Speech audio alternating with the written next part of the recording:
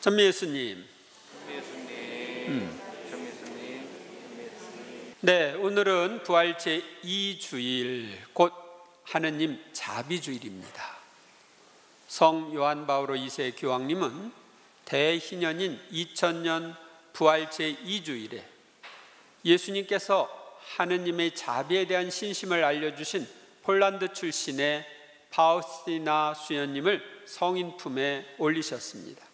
그리고 그 자리에서 교황님은 모든 그리스도인에게 특별히 부활 제2주일에 하느님의 자비를 기릴 것을 당부하셨습니다. 이에 따라 교회는 2001년부터 해마다 부활 제2주일을 하느님의 자비주일로 지내고 있습니다. 오늘 이 독서와 복음의 주제는 자비입니다. 첫째, 오늘 복음에서 자비하신 예수님께서는 제자들의 배반을 용서하시고 죄를 용서하는 권한을 제자들에게 주시는 자비를 베푸십니다. 그날 곧 주간 첫날 저녁이 되자 제자들은 유다인들이 두려워 문을 모두 잠가놓고 있었다. 주간 첫날 저녁은 일요일 저녁, 즉 예수님이 부활하신 날 저녁을 가리킵니다. 제자들은 예수님을 죽인 유다인들이 자신들도 해칠까 봐 두려워서 문을 모두 잠가놓고 있었습니다. 그런데 예수님께서 오시어 가운데 서시며 평화가 너희와 함께 하고 그들에게 말씀하셨다. 부활하신 예수님의 몸은 물질의 제약을 받지 않으시는 몸이기에 문이 잠겨 있는데도 들어오셨습니다. 부활은 나자로가 다시 살아난 소생과는 다릅니다. 소생한 몸은 자연 법칙의 지배를 받고 다시 죽지만 부활한 몸은 자연 법칙의 지배에서 벗어나 다시 죽지 않습니다. 자비하신 예수님은 당신이 십자가에 못 박혀 돌아가실 때 도망간 제자들을 용서하시고 평화가 너희와 함께 하시며 평화 인사를 하십니다. 내가 죽을 때 도망갔지? 하고 따지지 않으셨습니다. 예수님께서 하신 이 평화가 너희와 함께 하는 이 인사는 오늘날 주교님이 미사 때 하시는 인사입니다.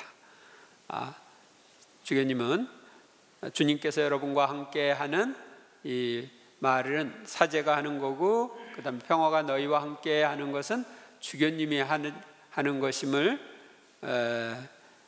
우리가 미사 때마다, 주교님들이 미사 때마다 볼 수 있는데, 바로 이 인사가 바로 예수님이 하신 인사고, 그래서 사도들의 후계자인 주교님이 그렇게 하시는 겁니다. 이렇게 말씀하시고 나서 당신의 두 손과 옆구리를 그들에게 보여주셨다. 제자들은 주님을 뵙고 기뻐하였다. 예수님께서 당신의 상처 입은 두 손과 옆구리를 제자들에게 보여주시며 당신의 부활을 확신시키자 제자들은 기뻐하였습니다. 예수님께서 다시 그들에게 이르셨다. 평화가 너희와 함께, 아버지께서 나를 보내신 것처럼 나도 너희를 보낸다. 부활하신 몸을 제자들에게 보여주신 예수님께서는 다시 한번 평화를 주시며 제자들을 파견하시는 말씀을 하십니다. 예수님께서 주시는 평화는 요한복음 14장 27절에서 나는 너희에게 평화를 남기고 간다. 내 평화를 너희에게 준다. 내가 주는 평화는 세상이 주는 평화와 같지 않다. 너희 마음이 산란해지는 일도 겁내는 일도 없도록 하여라 하신 말씀과 연결됩니다. 즉 예수님이 주시는 평화는 세상 풍파 속에서도 유지되는 평화입니다. 이렇게 말씀하시고 나서 그들에게 숨을 불어넣으시며 말씀하셨다. 성령을 받아라. 예수님의 숨은 성령을 상징합니다. 그래서 숨을 불어넣으며 성령을 받으라고 하셨습니다. 너희가 누구의 죄든지 용서해주면 그가 용서를 받을 것이고 그대로 두면 그대로 남아있을 것이다. 자비하신 예수님께서는 죄의 용서를 통해 자비와 평화를 체험한 제자들에게 다른 이들의 죄를 용서하는 신권을 성령을 통하여 주십니다. 중풍병자를 치유하시기 전에 죄를 용서하는 신권을 행사하셨던 예수님께서는 이제 당신이 가지신 그 신권을 제자들에게 나누어 주십니다. 인간의 죄를 용서하는 신권은 하느님만 가지신 권한입니다. 그런데 하느님이신 그분이 그 권한을 제자들에게 주셨습니다. 이것이 고해성사의 기원입니다.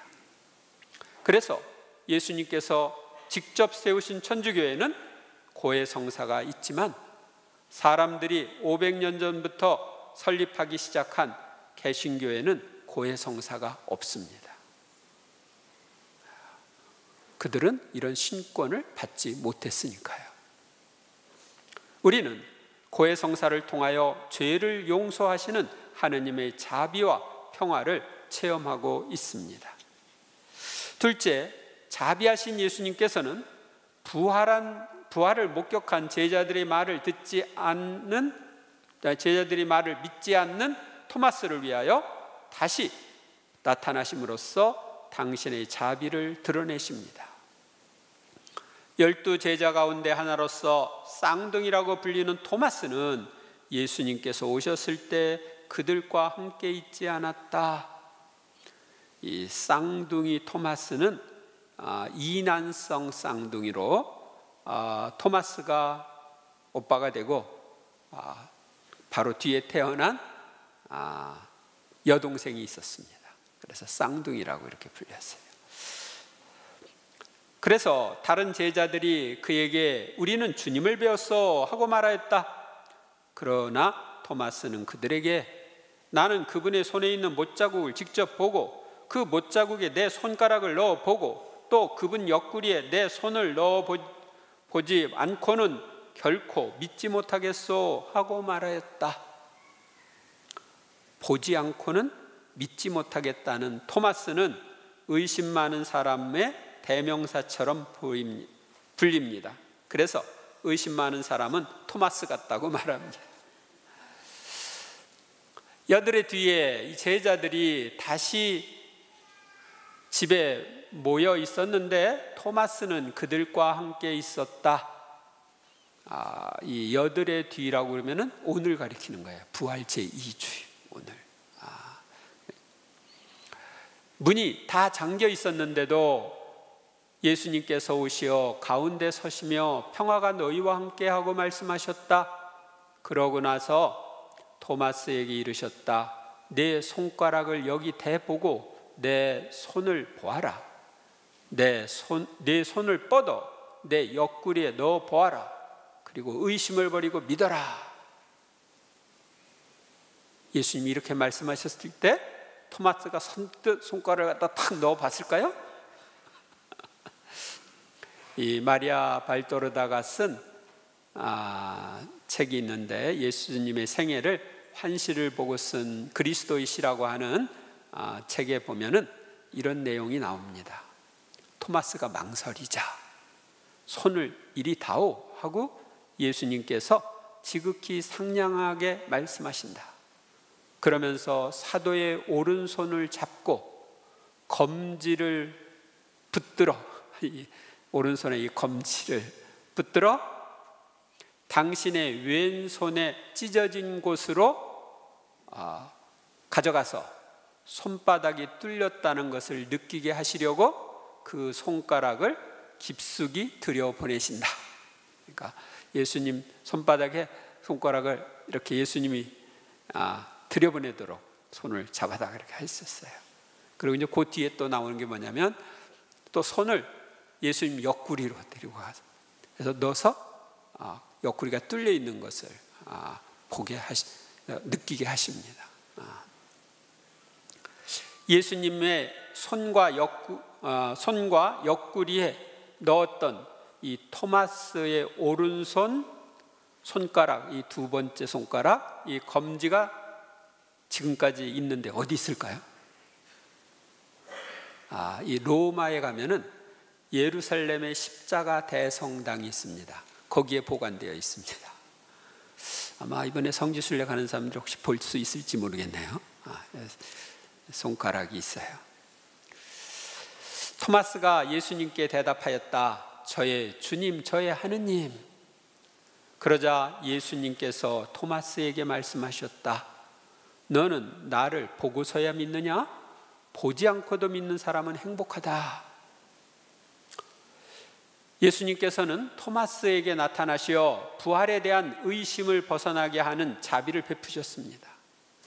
예수님을 주님과 하느님으로 고백한 토마스의 신앙 고백은 성체를 축성하여 들어올리는 거양 성체 때 우리가 고백하는 내용이기도 합니다. 옛날부터 우리는 축성하여 들어올린 성체를 바라보면서 내 주시오 내 천주시로소이다 이렇게 고백했어요. 나의 주님, 나의 하느님 하는 이 토마스의 고백을 우리가 하게 된 거예요. 예수님을 주님과 하느님으로 고백한 토마스 사도는 그 당시 땅끝이라고 말하던 인도에까지 가서 복음을 전했습니다. 인도의 천주교 신자는 인구의 1, 2%밖에 안 되는데 토마스 사도가 복음을 전한 인도의 서남부 해안 지역인 케랄라주는 인구의 3분의 1이 천주교 신자입니다. 인구가 한 4천여만 명 되는데 거기에 1,000만 명 이상이 천주교 신자죠. 그래서 인도의 천주교 신자의 반이 이 케랄라주에 있습니다. 저는 하느님의 은혜로 인도의 케랄라주를 방문한 적이 있습니다. 그곳에서 토마스 사도가 입국할 때 도착했다는 해안에 가면 그것을 기념하는 성당이 있고 거기에 이제 토마스 사도의 뼈 일부가 모셔져 있습니다. 그리고 거기 갔을 때 제가 토마스 사도의 상본을 하나 구해왔는데 창을 들고 있는 오른쪽 두 번째 손가락이 빨갛게 칠해져 있는 상본입니다. 제가 인도 사람이랑 비슷하게 해가지고 이게 토마스 사도인지 아닌지 어떻게 하나 이렇게 봤는데 요 창을 들고 있는 두 번째 손가락이 빨개. 이게 두 번째 손가락 엄지손 말고 검지손가락으로 거기다 넣었다는 거, 예수님 몸에 넣었다는 걸 표시하기 위해서 이렇게 작가가 그린 것 같아요. 그래서 이게 필요하셔요? 제가 한 10여 장 가지고 있는데 토마스 세례명을 가지고 있거나 가족 중에 토마스가 있거나 난 이건 꼭 갖고 싶다 하는 사람 있으면 미사 후에 저한테 조용히 이야기하면 한 장 줄 수 있습니다. 이 토마스 사도가 인도에서 순교를 하고 창에 찔려서 순교를 하고 그 유해가 나중에 중동 지방을 거쳐서 이태리에 와 있어요. 그 이태리 동부 해안 쪽에 있는 도시에 토마스 사도의 유해가 모셔져 있습니다. 거기도 가봤습니다. 그리고 그 유해 중에 오른쪽 두 번째 손가락이 아까 예루살렘의 그 성당 십자가의 예루살렘의 성 십자가 성당에 모셔져 있는 거예요. 셋째, 오늘의 제1독서인 사도행전을 보면 예수님의 자비를 체험한 사도들과 초대교회 신자들은 자신의 것을 나누는 자비를 실천하여 신자의 수가 늘어났습니다. 형제들은 사도들의 가르침을 받고 친교를 이루며 빵을 떼어 나누고 기도하는 일에 전념하였다.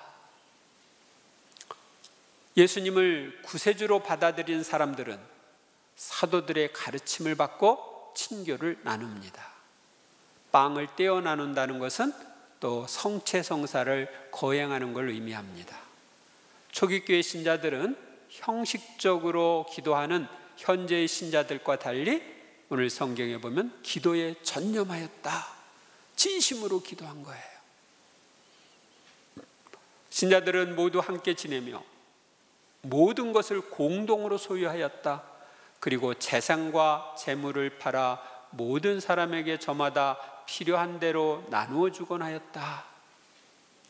초대교회 신자들은 자발적으로 재산을 내어놓고 공유하는 자비를 실천했습니다. 오늘날도 이런 전통이 일부 교회에 남아 있습니다. 수도자들은 개인 재산이 없고 모든 것을 공유합니다. 공동생활을 하고, 또 각 본당의 재산도 모두 교구의 재산이고 본당의 수입도 공유하는 재산이기 때문에 교구가 정한 비율에 따라서 교무금을 납부하고 또 거기서 정해놓은 지침에 따라서 우리가 제 예산을 집행합니다. 그들은 날마다 한 마음으로 성전에 열심히 모이고 이 집 저 집에서 빵을 떼어 나누었으며, 초기교회 신자들은 일주일에 한 번 성전에 모인 것이 아니라 날마다 성전에 모였다고 되어 있습니다. 매일 미사한 거예요. 그리고 지금처럼 모임을 할 수 있는 성당이 없었기 때문에 집집이 돌아가면서 성찬의 전례를 거행했습니다. 즐겁고 순박한 마음으로 음식을 함께 먹고, 음식을 먹으면 친교가 이루어지죠. 하느님을 찬미하며 온 백성에게 호감을 얻었다. 주님께서는 날마다 그들의 모임에 구원받을 이들을 보태어 주셨다. 신자들은 즐겁게 음식을 나누고 하느님을 찬미했습니다. 그러자 온 백성에게 호감을 얻고 주님께서는 신자의 수를 날마다 늘려주셨습니다. 요즘도 이 초대교회 신자들처럼 살면 신자의 수가 날마다 늘어날 텐데 우리가 이렇게 안 살으니까 신자 수가 늘어나지 않는 거예요. 넷째, 오늘의 제2 독서는 우리가 하느님의 크신 자비로 새로 태어나 하늘에 보존된 상속재산을 얻게 되었다고 말합니다. 우리 주 예수 그리스도의 아버지 하느님께서 찬미받으시기를 빕니다. 하느님께서는 당신의 크신 자비로 우리를 새로 태어나게 하시어 죽은 이들 가운데에서 다시 살아나신 예수 그리스도의 부활로 우리에게 이 생생한 희망을 주셨습니다. 우리는 하느님의 크신 자비로 모든 죄를 용서받고 하느님의 자녀로 새로 태어났습니다. 그리고 예수님의 부활로 우리의 부활과 내세에 대한 생생한 희망을 품게 되었습니다. 예수님이 죽으시고 부활하심으로써 우리는 내세가 있다는 확신을 갖게 된 것입니다. 또한 썩지 않고 더러워지지 않고 시들지 않는 상속재산을 얻게 하셨습니다. 이 상속재산은 여러분을 위하여 하늘에 보존되어 있습니다. 우리는 하느님의 자녀이기에 하늘에 보존되어 있는 상속재산을 얻게 되었습니다. 그런데 하늘나라에 가야지 내게 되는 거예요. 상속재산이 하늘에 있지만 내가 하늘나라에 가지 않으면 내게 될 수 있어요? 없어요? 없어요. 그래서 하늘나라에 우리는 가야 됩니다. 다섯째, 우리는 예수님께서 성녀 파우치나에게 알려주신 자비심 5단 기도를 통하여 우리에게 필요한 하느님의 자비를 입을 수 있습니다. 특히 임종 때 은혜를 입을 수 있어요. 이 자비심 5단 기도는 하느님의 자비를 입을 수 있는 강력한 힘을 가진 기도입니다. 특히 임종자들이 구원을 위해서 또 자신에게 꼭 필요한 자비를 청하기 위해서 바치면 아주 좋습니다. 묵주를 활용해서 하는 자비심 5단 기도 바치는 방법 다 아시죠? 여러분들에게 프린트도 나눠주고 앱으로도 만들어서 공유를 하고 그랬으니까 아실 겁니다. 다시 한번 설명하면 묵주를 가지고 묵주 기도에서 제일 중요한 게 주님이 기도, 그 그다음에 성모성입니다. 그래서 주님의 기도, 성모성, 그다음에 우리 신앙을 고백하는 사도신경 바친 다음에 주님의 기도 묵주 아래서 영원하신 아버지, 저희가 지은 죄와 온 세상의 죄를 보속하는 마음으로 지극히 사랑하시는 당신 아드님 우리 주 예수 그리스도의 몸과 피, 영혼과 신성을 바치나이다를 한번 바칩니다. 그리고 성모성을 하는 묵주알에서 성모성 대신에 예수님의 순환을 보시고 저희와 온 세상에 자비를 베푸소서를 10번 바칩니다. 이렇게 해서 5단까지 다 바치고 나면 마친 기도로 거룩하신 하느님, 전능하시고 영원하신 분이시여 저희와 온 세상에 자비를 베푸소서를 3번 바친 후 오 저희를 위한 자비샘이신 예수 성심에서 세차게 흘러나온 피와 물이시여 저희는 당신께 의탁하나이다를 한번 바칩니다. 여러분들 요 뒤에 있는 성화, 이것이 바로 성녀 파우치나에게 나타나셔서 예수님이 자비심 기도를 알려주신 성화입니다. 그래서 여기 보면은 심장 쪽에서 2 빗줄기가 나오죠. 붉은 빗줄기와 흰 빗줄기가 나오는데 붉은 빗줄기는 성체 성사를, 흰 빗줄기는 세례 성사를 상징합니다. 그래서 예수님의 바로 이 피, 몸과 피, 영혼과 신성을 우리가 바치면서 하느님 자비를 간구할 때 하느님은 이미 예수님의 몸과 피, 영혼과 신성을 다 받으셔서 다 예수님이 그 대가를 지불하신 걸 아시고 우리에게 필요한 자비를 풍성히 베푸시는데 특별히 구원에 대한 은총을 베풀어 주십니다. 오늘은 하느님의 자비심을 기리는 자비주일입니다.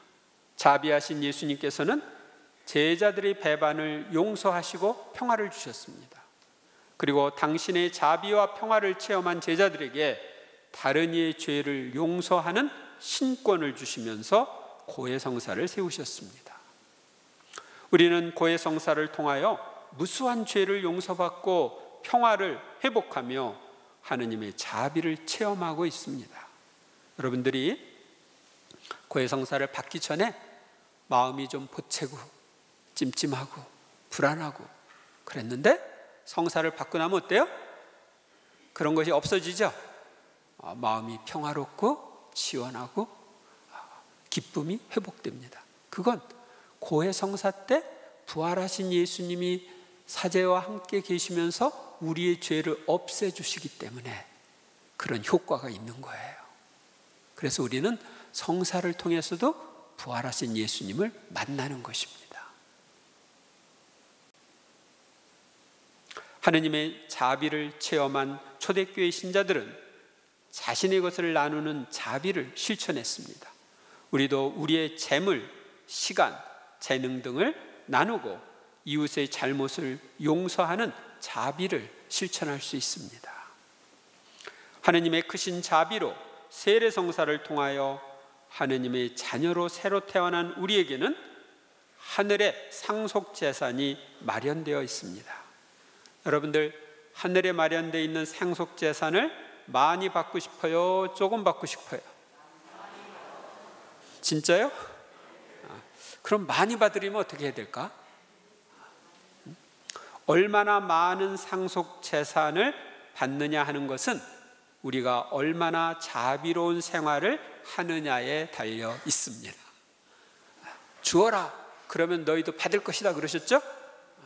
그래서 이번 한 주간도 하느님의 자비를 묵상하면서 더욱 자비를 베푸는 생활을 하는 여러분이 되시기를 바랍니다.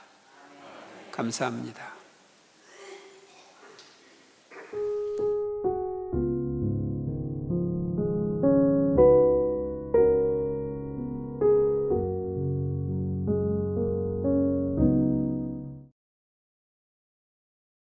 주님의 평화가 항상 여러분과 함께 또한 사제의 영과 함께 어명을 거스리면 옆에 밑에 있는 신하가 그 어명 거스린 죄를 용서해 줄 수 있어요? 어명을 거스리면 임금만 그 죄를 용서해 줄 수가 있죠. 그래요, 안 그래요? 근데 우리가 하느님을 거스려서 짓는 죄, 그건 하느님만 용서해 줄 수 있는 거예요. 아셨어요? 네. 그런데 우리들끼리 서로 잘못한 건 어떻게? 내가 용서해 줄 수가 있죠. 이 사람이 나에게 잘못했으니까 내가 용서해 줄 수가 있어요.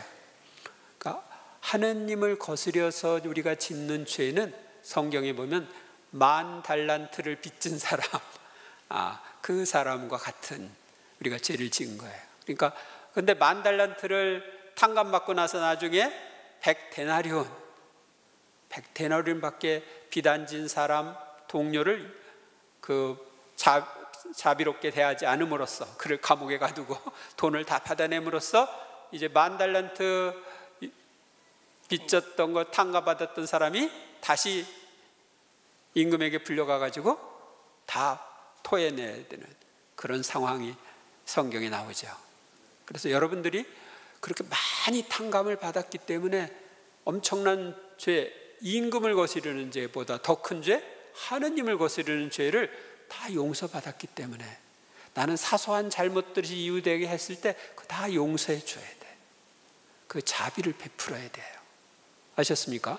네. 엄청난 자비를 입었으니까 다 자비를, 내가 작은 것들을 다 용서해 줘야 됩니다. 그래서 앞으로도 그렇고 오늘도 그렇고 여러분들이 주위에 있는 사람에게 자비를 좀 베풀어 주세요. 죄를 용서해 줄 뿐 아니라 그들의 필요를 채워주는 그런 자비를 베풀어 주세요. 오늘 평화 인사는 자비를 베풉시다. 자비를 베풉시다. 네, 자비를 베풉시다. 자비를 베풉시다.